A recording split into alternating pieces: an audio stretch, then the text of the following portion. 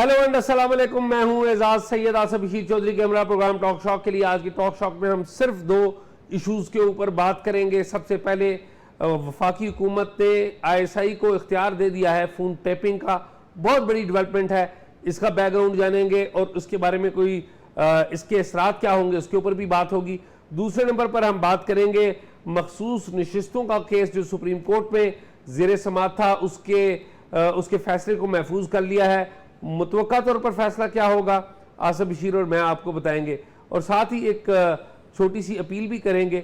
आइए बातचीत का आगाज़ करते हैं। आसिफ, आप खैरियत से हैं? ठीक है, शुक्र है अल्लाह का, सब खैरियत ठीक ठाक। आसिफ, आज जो बड़ी डेवलपमेंट है वो बड़ी डेवलपमेंट ये है कि वफाकी हुकूमत ने एक पाकिस्तान टेलीकम्युनिकेशन एक्ट जो है उसकी सेक्शन 4 में जो रूल्स हैं बेसिकली उसमें एक तरमीम की है और उसके तहत ISI को ग्रेड 18 से कम अफसर नहीं होना चाहिए। उनको इख्तियार दिया गया है कि कोई भी ग्रेड 18 या अबव का अफसर जो है किसी का फ़ोन टैप और मैसेजेस जो है वो सुन सकता है।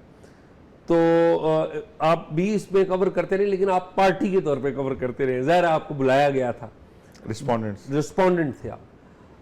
मामला इसका मैं थोड़ा सा तमीज़ बांध देता हूँ और मैं चाहता हूँ कि आप भी बात इसके ऊपर करें, बल्कि आप बात करें तो मैं एजाज मैं थोड़ा सा ये बताऊं। देखें, ये आज जंग अखबार की लीड स्टोरी है, ऐसे ही ये हमारी स्क्रीन पे नजर आ रही होगी, और ये मेरे उस्ताद मोहतरम राना गुलाम कादिर साहब उनकी स्टोरी है। जी, वो हम सब के उस्ताद हैं जी, हमारे सीनियर हैं, बड़े क्रेडिबल जर्नलिस्ट भी हैं, चीफ रिपोर्टर भी हैं इदारे के माशाल्लाह। तो सर देखें, ये जो आज ये सर्कुलेशन समरी से अप्रूवल हुआ है इसका, कैबिनेट ने अर्जेंटली इसको अप्रूव किया है इजलास से पहले। नहीं, और आम आदमी की समझ के लिए सर्कुलेशन समरी ये होती है कि देखें, कोई भी कानून साजी करनी होती है तो कानून ये है कि सबसे पहले उसको वजारत कानून उसका ड्राफ्ट तैयार करती है, फिर उसकी समरी काबीना के इजलास में रखी जाती है, एजेंडे पे रखी जाती है, और एजेंडे में रखी जाती है, डिस्कशन के बाद काबीना के इजलास में रखी जाती है।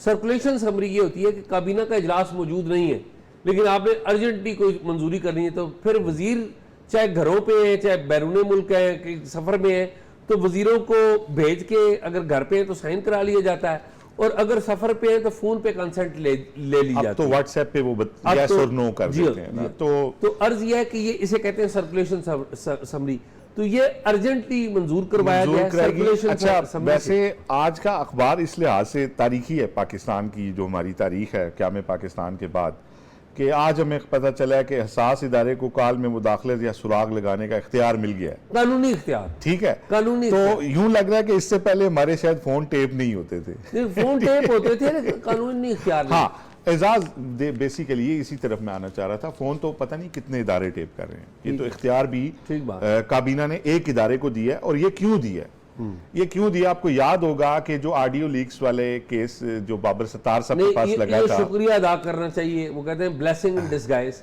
कि बुशरा बीबी की टेप पब्लिक हुई, ऑडियो पब्लिक हुई, उसके बाद में उन्होंने केस किया इस्लामाबाद हाई कोर्ट में, और वो उस केस की समाअत वो दो लोगों ने किया एजाज। बेसिकली ये हुआ, एक ऑडियो लीक्स, तो यहाँ पे हफ्ते में कई ऑडियो लीक्स हुई, लेकिन किसी ने चैलेंज नहीं किया ऐसे। तो हुआ ये कि एक पार्लिमानी कमेटी ने साबिक चीफ जस्टिस साकिब निसार के जो बेटे हैं, उनकी जब ऑडियो आई थी किसी बंदे के साथ कि मेरे बाबा ने टिकट लेके दिया और वो पैसे और ये सारी चीज़ें, तो उनको पार्लिमानी जब कमेटी ने बुलाया कि आप पार्लियामेंट में आएँ, तो वो अदालत आ गए। और इसी तरह बुशरा बीबी भी आ गई कि मेरे वकील के साथ जो गुफ्तगू थी वो क्यों पब्लिक हुई है, वो तो एक प्रिविलेज कम्युनिकेशन है। तो बेसिकली नोटिस तो इस पर हुआ, लेकिन इसका इम्पैक्ट जो है इस फैसले में भी ज़्यादा बात उन लोगों के बात नहीं हुई है, पूरे ओवरऑल पाकिस्तानियों की इसमें बात हुई है। तो बेसिकली एजाज, इदारों ने पहले तो कहा कि जी हम किसी का फ़ोन टेप ही नहीं करते, और ये एफिडेविट दिए गए, PTA ने भी दे दिया, वफाकी हुकूमत ने, इंटेलिजेंस एजेंसियों ने। तो जब ये एफिडेविट आ गए तो बाद में किसी सियाने ने हुकूमत को बताया कि आपने गलत कर दिया है, आप इसमें फंस जाएंगे। तो फिर अदालत को कहा गया जी कि हमने ना हम फ़ोन टेप करते हैं, ठीक। तो अदालत ने पूछा कि आप किस प्रोसीजर के तहत करते हैं, क्योंकि जो कानून है उसमें तो फिर आपको अदालत से भी इजाज़त लेनी पड़ती है। तो आप बताएं आपने कितने लोगों की इजाज़त ली है। तो किसी बंदे की अदालत से इजाज़त नहीं ली गई थी। उसमें एक प्रोसीजर था कि इदारे का सरबराह लिखेगा टैपिंग के लिए एडमिनिस्ट्रेटिव ऑर्डर के तहत टैपिंग होगी, लेकिन अप्रूवल अदालत देगी कि यस ये ज़रूरी है, कौमी मफाद में है, मुल्की सलामती से मुतलिक है या खुदा न खास्ता दहशत गर्दी से मुतलिक है इस बंदे को टैप करना, तो उसकी टैपिंग होती है। बट कोई रिकॉर्ड पेश नहीं हुआ, तो फिर अदालत ने सबको कहा कि अब आप इसका कॉन्सिक्वेंस बताएं, आपने अदालत में झूठ क्यों बोला है कि आप रिकॉर्ड कर रहे थे और आप फिर मुकर गए, आपने कहा नहीं करती थी।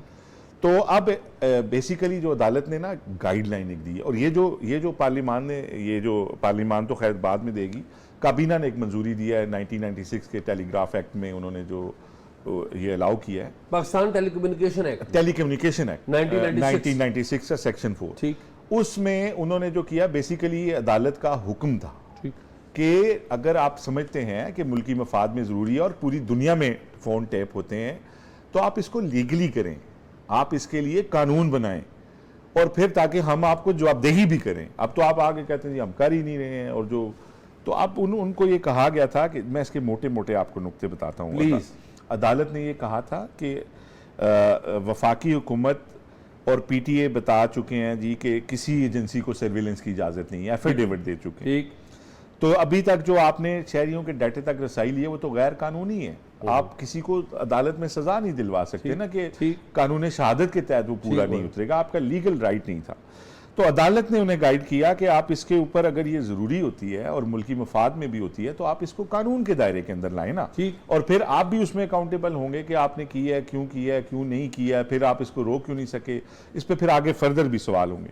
खैर, अदालत को यह भी बताया गया था कि 40 लाख पाकिस्तानियों की जो रिकॉर्डिंग है ना वो की जा रही है, 40 लाख, जो हर टेलीकम्युनिकेशन कंपनी 2% उसका जो सार्फिन है उनका वो उन्होंने ही लगा के दिया हुआ सिस्टम।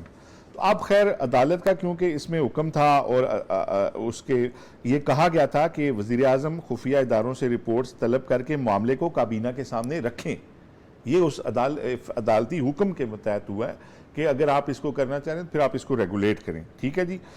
और फिर अदालत ने यह भी कहा था कि इससे पहले जो गैर कानूनी तौर पे इंटरसेप्शन हुई है वो उसका जिम्मेदार कौन है, उसका भी अदालत ने कहा था कि हमें बताएं, और जो शहरियों की प्राइवेसी की खिलाफ वर्जी हुई है उसके जिम्मेदार का भी तयन करें, ठीक है जी। और फिर जो सोशल मीडिया पे ये कॉलें लीक हुई हैं उसकी भी जिम्मेदारी की जाए, उसकी भी बताया जाए, इन्वेस्टिगेशन की जाए और बताया जाए, ठीक है। और अदालत ने कहा था कि बादी नज़र में वज़ीर आज़म, सियासी लीडर, जजेस, उनकी फैमिली, बिजनेसमैन और नोटेबल्स के सर्विलेंस का मैकेनिज्म बहरहाल पाकिस्तान में ऑलरेडी मौजूद है, जिससे पहले इनकार किया गया था। और अदालत ने यह कहा कि 2% डाटे तक कौन रसाई इससे पहले हासिल कर रहा था, ये भी आपने हमें ऑफिशियली नहीं बताया, ये भी अदालत को बताया जाए, ठीक है। और टेलीकॉम कंपनीज को हिदायत की थी कि आइंदा गैर यकीनी सर्विलेंस, गैर कानूनी सर्विलेंस जो है वो नहीं होनी चाहिए और डाटे तक रसाई सिर्फ लॉफुली होनी चाहिए, जिसका आपके पास कानूनी तौर पे आपसे रब्ता किया जाए, ठीक है जी। तो ये एक बड़ी लैंडमार्क जजमेंट जो है ना। इसके अलावा इन्होंने गलत बयानी पर चेयरमैन पीटी और मेंबरान को तौहीन अदालत के नोटिस भी जारी किए थे जिन्होंने गलत एफिडेविट दिए। तो ये हाईलाइट्स हैं। एजाज, बात लंबी हो रही है लेकिन मैं आपको मुख्तसरन ये बताऊं कि पाकिस्तान में क्या में पाकिस्तान को अब 77 साल होने को आए हैं। 77-78 साल बाद पहली दफ़ा ये कानून बना और अभी भी हमने एक इदारे को अलाउ किया है, ISI को, कि वो करे। कुछ इदारे और भी जो कर रहे हैं वो इलीगली कर रहे हैं। तो हम कानून बनाएंगे, एक दायरा कार बनाएंगे इदारों का, और फिर उसके बाद उनसे बाज़पुर्स भी हो सकेगी, उनसे पूछा भी जा सकेगा, चेक्स आएंगे। तो ये बेहतरी की तरफ एक कदम होगा। लेकिन इस फैसले को सुप्रीम कोर्ट ऑफ पाकिस्तान में जो है वो चैलेंज किया गया है और सुप्रीम कोर्ट इसके ऊपर अपना फाइनल वर्डिक्ट देगी। लेकिन हुकूमत ने एक अहम कदम ये लिया है कि कम अज़ कम आइंदा के लिए टैपिंग को कानूनी तौर पे करने के लिए उन्होंने काबीना से समरी के ज़रिए अप्रूवल लिया है और इसको अब लीगल एक प्रोसीजर के तहत किया अच्छा, आसिफ, 2 बातें मैं ऐड करूँगा। आपको याद हो कि मैंने 2010 में 9-10 में डॉन न्यूज़ के ऊपर एक प्रोग्राम शुरू किया था, द स्पाई मास्टर, और उसमें एक एपिसोड रखी गई थी ये इलीगल टैपिंग के वाले से, जो फ़ोन इलीगल, और उस वक्त भी मैंने बात करने की कोशिश की थी एट दैट टाइम कि इसको लीगल फ्रेमवर्क में आना चाहिए ताकि कोई जवाबदेही हो सके। अभी ना ये जो मौजूदा गवर्नमेंट ने फैसला किया है इसके ना 2-3 पहलू सामने आना बहुत ज़रूरी है। नंबर 1, आपने कहा कि जो कानून के दायराकार में नहीं है, जो आईबी चीफ है, इंटेलिजेंस ब्यूरो का चीफ है, उसके पास एक एग्जेक्टिव ऑर्डर है जिसके तहत वो किसी भी शख्स का फोन टेप करने का इख्तियार रखता है। ये एग्जेक्टिव ऑर्डर है, कानून नहीं है, एग्जेक्टिव ऑर्डर है। नंबर 1, ये जो कानून दिया गया है आईएसआई के को एम्पावर किया गया है कि वो कानूनी तौर पे कर सकती है, इसमें दो बातें, दो पहलू हैं वो होंगे।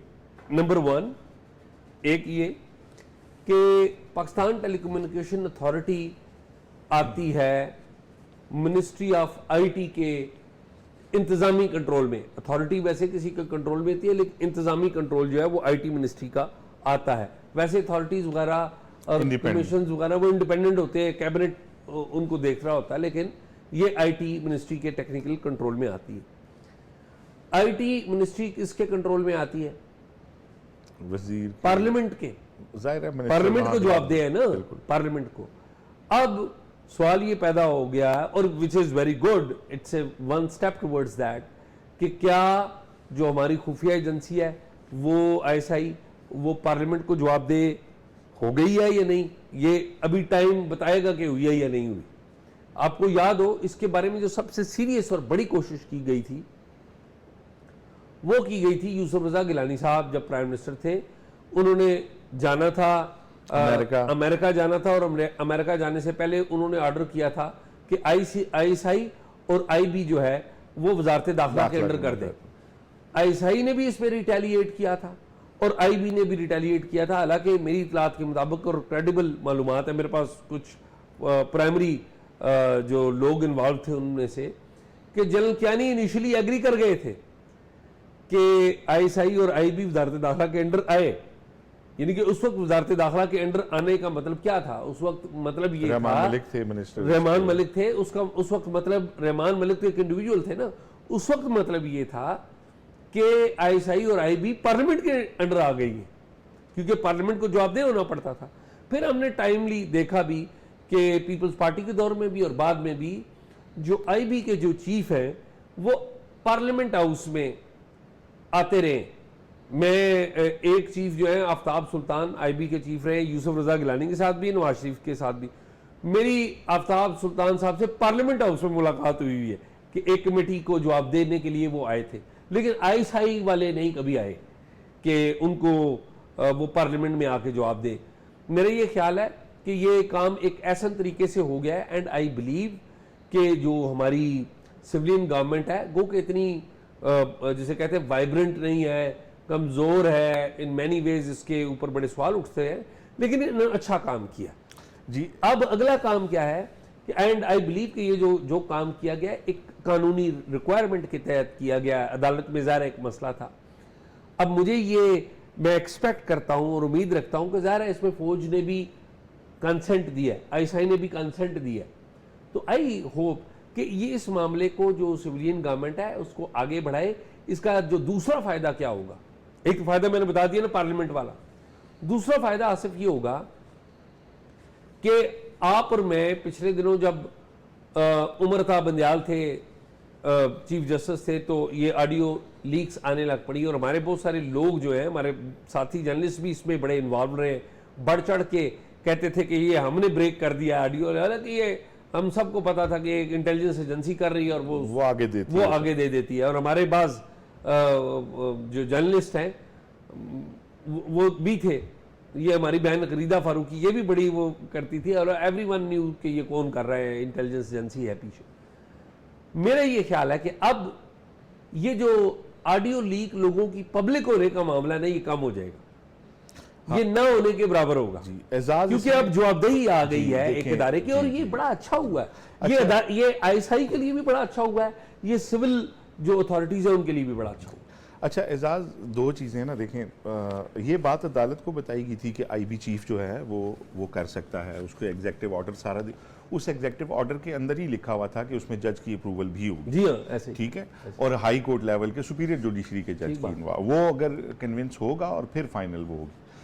मैं ये समझता हूँ कि बाकी दुनिया में ये होता है कि जितने भी चेक्स होते हैं उनको वेलकम किया जाता है कि इससे ट्रांसपेरेंसी इंश्योर होगी, वर्किंग बेहतर हो सकेगी। लेकिन पाकिस्तान में इदारे चेक्स को अपने ऊपर एक अपने साथ एक मुदाखलत तस्वर करते हैं और वो समझते हैं कि अगर हम किसी को जवाब दें होंगे तो हम उससे घटिया समझे जाएंगे। ये मामला अब तो सिर्फ टैपिंग की इसमें बात हुई है ना, जो टैप होती है मैसेजेस, ये वो ठीक है जी, वो मैसेज का और उसका ये जो हमारी कम्युनिकेशन है। ISI जो हमारी प्रीमियर इंटेलिजेंस एजेंसी है, पाकिस्तान की कौमी सलामती की जामन है, बहुत सारे मामलात में उसके बड़े कारनामे भी होंगे, मैं ये नहीं कहता। हमें तो इख्तलाफ आता है जहाँ सियासी मामलात में मुदाखलत होती है। मुल्की मफाद को वाच करना तो हर शहरी का भी हक है और कौमी सलामती के इदारों का भी यही काम है। अब मामला ये है कि 1973 के रूल्स ऑफ बिजनेस है ना, जिसके तहत मुल्क चल रहा है, उसमें ISI किसी जो है मिनिस्ट्री के ना उसके मातहत है, ऐसे ही है, ना उसका कोई अलाइड डिपार्टमेंट है, ना कोई पेरेंट ऑर्गेनाइजेशन इसकी बताई गई है। आपको याद होगा जब वो DGISI की तस्वीर चली थी 2014 में, जब हामिद मीर अटैक के बाद, जी ऐसे ही, तो ख्वाजा आसिफ साहब ने एक पैमरा को लिखा था कि जी ये जियो के खिलाफ आप कार्रवाई करें। तो मैं उस वक्त नेशन अखबार में होता था, तो मैंने ये स्टोरी करने की कोशिश की जो शायद नहीं हुई थी कि वजीर दिफा कैसे ग्रीव पार्टी, क्या ISI एक इंटेलिजेंस एजेंसी जो है ये सिविलियन इदारा है या फौजी? ये तो एम्बिग्विटी है ना आसिफ। ये तो पहले मुझे बताया, वजारत दिफा से पूछा, उन्होंने कहा जी हमारे मतहत। मैंने कहा जी आपको कोई एनुअल रिपोर्ट देते हैं, आपके सेक्रेटरी से कोई हिदायत, मिनिस्टर से, उनका नो। उनका जी इनके जो पैसे बजट में आते हैं ना हमारे थ्रू जाते हैं। फिर मैंने उनसे पूछा, वो एक ज्वाइंट सेक्रेटरी थे ग्रेड 20 के जो मुझे ब्रीफ कर रहे थे, PR सेक्शन ने मेरे सवाल उनको भेजे, फिर उन्होंने मुझे फ़ोन पे बताया। उन्होंने पहले कहा जी कि ये जो है ना जी ये फौजी इदारा है। तो मैंने कहा जी तो इसमें तो एक भी फौजी जो है वो रेगुलर नहीं होता, वो तो डेपुटेशन पे आते हैं। फिर उन्होंने कहा नहीं, इसमें ये सिविलियन इदारा है। मैंने कहा जी सिविलियन है तो इसका DG सिविल क्यों नहीं? उन्होंने कहा नहीं वो इंटर सर्विसेज इंटेलिजेंस। और फिर एक दफ़ा उन्होंने मौक़िफ़ चेंज किया, फिर उनका नहीं ये फौजी इदारा है। मैंने कहा जी अच्छा अगर फौजी इदारा है, बाकी सर्विसेज से भी आते हैं ना, नेवी और एयरफोर्स से, तो उन्होंने इसका चीफ क्यों नहीं? उनका नहीं, उनकी क्योंकि वो कम होती है उस फोर्स, तो वो प्रमोशन जल्दी होती है और वो फौज से इसलिए आता है ये वो। खैर मुझे वो ये बताने में से कासिर है। फिर मैंने शोएब शाहीन साहब, क्योंकि सर्विसेज मैटर के बड़े वकील थे, अब्दुल रहीम भट्टी साहब, इन दोनों से पूछा और वो भी उन्होंने कहा कि आइन में कहीं पे भी ISI किसी को जवाब दे नहीं है। लेकिन आसिफ जो एक बात की जाती है, एक बात में खत्म, जो एक बात की जाती है ना कि ISI ऑपरेशनली वज़ीर आज़म को जवाब दे, ये कैसे जवाब दे हुई वो भी मैं आपको बताता हूँ। वो इस तरह हुई कि वज़ीर आज़म नवाज शरीफ थे, सदर पाकिस्तान गुलाम इसा खान थे, DGSI जावेद नासिर साहब थे।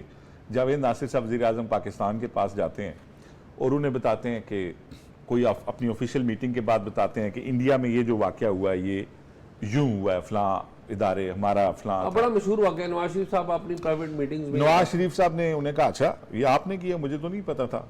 खैर उन्होंने उन्हें सदर के पास साथ ले, उन्होंने कहा अगर टाइम है तो सदर से मिलना है।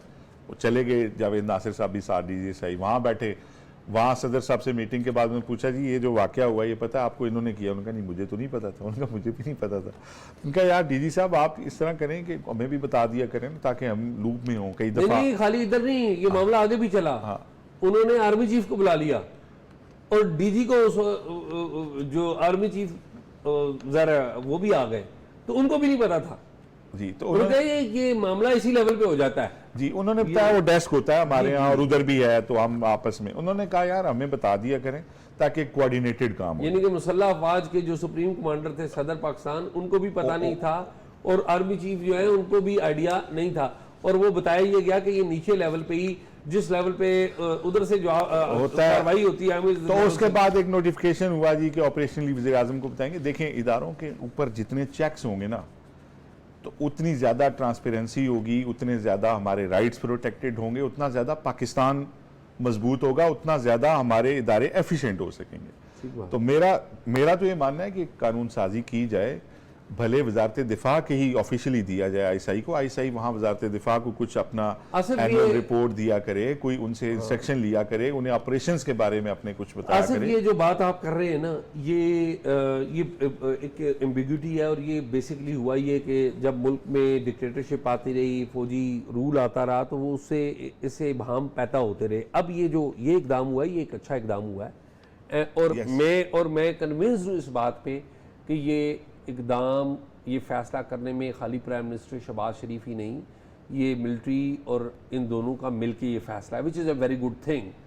बाकी वो जो बाकी मामलात हैं, आप देखिए ना, आपने तो लंबी बता दी ना कि कानूनी ये है, कानूनी तो एक तरफ रख दिया जाता है ना। अमली बात ये है कि ISI हमारी जो है उसका सरबराह एक फौजी अफसर होता है, और ISI के अंदर जो 7 से 14 तक DG होते हैं और भी, उनकी तैनाती भी 80% वो GHQ से होती है, ठीक है ना, पोस्टिंग भी वो मेजर जनरल लेवल के जो अफसर हैं वो GHQ से होती है। तो ये बेसिकली एक फौजी इदारा है, डिजोरो डिफैक्टो नहीं। मैं प्रैक्टिकल एक बात डिजोरो डिफैक्टो वो के कॉन्टेक्स्ट में बात करूँ, आपने जो बात की, तो खैर ये लंबी बातें हो जाएंगी। लेकिन एजाज इसमें एक लाइन मुझे ऐड करने देखें। आप कह रहे हैं इसमें फौज का भी कंसेंट है, होगा, लेकिन क्या ही अच्छा होता कि ये अदालती फैसला आने से पहले इसके ऊपर हम कानून साजी करते, इदारे और बाकी भी जो जरूरत है उस पे फैसलों का। इसमें अब इसमें हमें एक हाई कोर्ट को भी क्रेडिट देना होगा ना, जिसने ये फैसला दिया, जिसने फैसला दिया, बाबर सत्तार को पूरा क्रेडिट है यार। पहली बात तो ये आसिफ, ये खाली आप बात कर रहे हैं, देखिए पहली बात यह है कि हमारे जो जज साहिबान है इस तरह के केसेस पकड़ते नहीं है, और बाबर पकड़ते भी नहीं है और इतने बोल्ड फैसले भी नहीं देते। बाबर सत्तार साहब ने ना सिर्फ ये केस पकड़ा है, उसे लॉजिकल एंड तक पहुंचाया है। आई बिलीव कि इसे लॉजिकल एंड तक जो पहुंचाया है, तो ये जो अदलिया और फौज में जो तनाव है उसको भी मेरे ख्याल में रिलीज कर दिया जाएगा, और शायद वो भी खत्म हो, और खत्म होना चाहिए। ठीक नहीं है, किसी के लिए भी ठीक नहीं है। और मेरा सिर्फ एक बात पे था कि जो आप कह रहे हैं ना कि इसमें फौजी स्टैब्लिशमेंट ने, देखिए इसको फिर अगेन चैलेंज भी किया गया, ठीक है, इसके बहुत सारे मामलात पे शायद उन्हें इत्तेफाक नहीं होगा। बुनियादी तौर पर जो समझने की बात यह है वो ये है कि खुदा के लिए अब हम अपने आप को जितना अकाउंटेबल करें ना, हम सब, हमारे इदारे, हम में, हमारे काम में उतनी बेहतरी आएगी। ठीक है, आगे चलते हैं। मेरे ख्याल में इस पर जितना पानी डालेंगे लस्सी निकालते जा रहे हैं हम, ठीक है। तो मैं और बात कोई नहीं करूँगा, मुझे सिर्फ एक लाइन में बताएं, मखसूस नशिस्तों का फैसला कौन हुकूमत के हक में आएगा, PTI के हक में आएगा, किसके हक में आएगा? एक तो मैं आपको तबसरा दूं कि फैसला मेरी मेहरबानी करें, तबसरा ना करें, बहुत लंबी बातें हो जाए, वो इशारे बार-बार कर रहे हैं। छोटी सी देखें, एक तो ये कि मुझे तो लगता है कि मेजॉरिटी जजेस इस तरफ चले जाएंगे कि ये नशिस्तें PTI को तो शायद ना मिलेंगी, लेकिन मेरी राय में हुक्मरान इत्तेहाद को भी नहीं मिलेगी। मेरी ये राय है, जो आपने मेरे से सवाल किया। अच्छा, इसके साथ एक खदशा भी है। खदशा ये है कि अगर ज्यादा लोग ये राय देते, हम उस दिन डिस्कस कर चुके हैं कि दो समझी हैं बेसिकली, वो जिस तरफ चले जाएंगे, क्योंकि डिवाइडेड डिसीजन आएगा, इसमें मुत्तफिका फैसला नहीं होगा, ये मेजॉरिटी डिसीजन होगा, उसका वो नहीं होगा, मुश्तरका फैसला नहीं होगा। तो दूसरी चीज ये है कि एजाज, अगर ये नशिस्तें हुक्मरान इत्तेहाद को दे दी गई और 2/3 अक्सरियत उनकी बन गई, तो फिर इस पार्लिमान से अगर 18वीं आईनी तरमीम के और सूबाई खुद मुख्तारी के खिलाफ और इस तरह के बुनियादी कुछ लेजिस्लेशन होती है, तो किसी हद तक जो खिलवाड़ आइन के साथ होगा उसकी जिम्मेदारी फिर अदलिया के ऊपर भी आएगी। बस ये मेरा एक।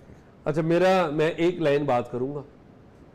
मैं ये समझता हूँ कि शायद PTI के हक में फैसला नहीं होगा, एक बात आप वाली बात से, ठीक है, क्योंकि उसके लिए वो लीगल ग्राउंड जो है मेरे लिए हैरानकुन होगी कि वो आगे वो नशिस्तें जाएंगी किसके पास, मेरे लिए एक लर्निंग होगी, यानी कि मैं सीखूंगा कि ये जजों की एक विजडम है ना, इतने जज बैठे होंगे, वो क्या उसका हल क्या निकालेंगे, ये एक मेरे ख्याल में एक नई नज़ीर कायम होगी कि ये कैसे हो, फ्यूचर पे बड़ा इम्पैक्ट आएगा। तो मेरे ख्याल में यही है आज की यही है। तो नाजरीन, आपने प्रोग्राम देखा।